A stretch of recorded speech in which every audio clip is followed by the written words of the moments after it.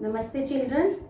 Today we will discuss the last two topics of the chapter security in the contemporary world. So let's start the first topic of today's class, that is cooperative security. Many non-traditional threats to security require cooperation rather than military confrontation, because military confrontation always harm the nation's security. So that's why this is important to cooperate to each other and avoid the war or military confrontations.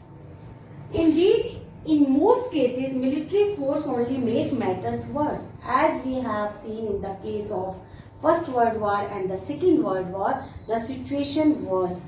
And next is cooperative security is required to alleviate poverty, manage migration, refugees movements, etc.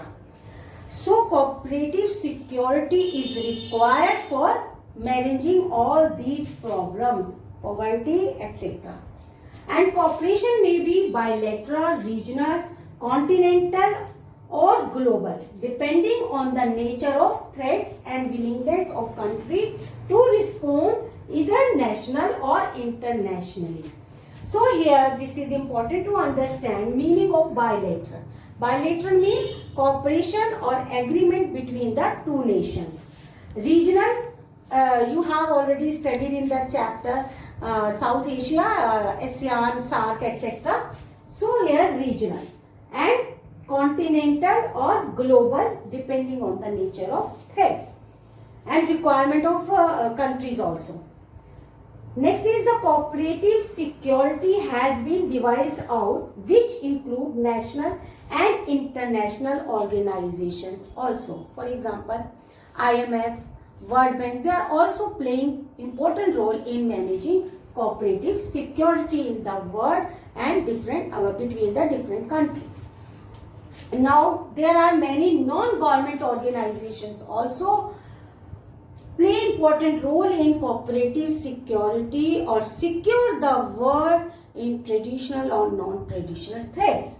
For example, you can say in non-government organization, Amnesty International, Red Cross, etc. Few important, we can say the personalities, name of the personality, we can say Mother Teresa, Nelson Mandela, they also played important in cooperative security. Now, next topic is India's security strategy.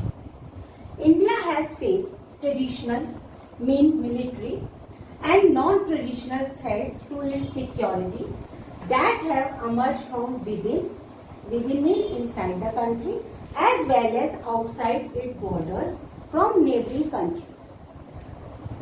Here we see the four components of India's security strategy. This is very important question and topic also. The first is strengthening its military capabilities.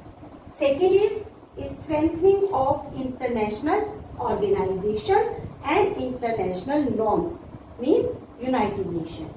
Third is geared towards meeting security challenges within the country, as separatist movement in Nagaland, Kashmir, Mizoram, etc.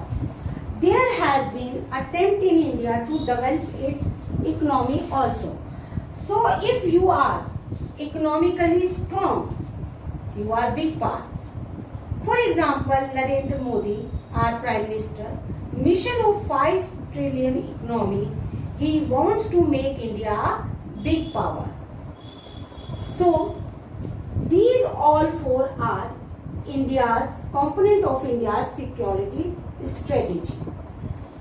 So this is all about the chapter security in the contemporary world. Thank you.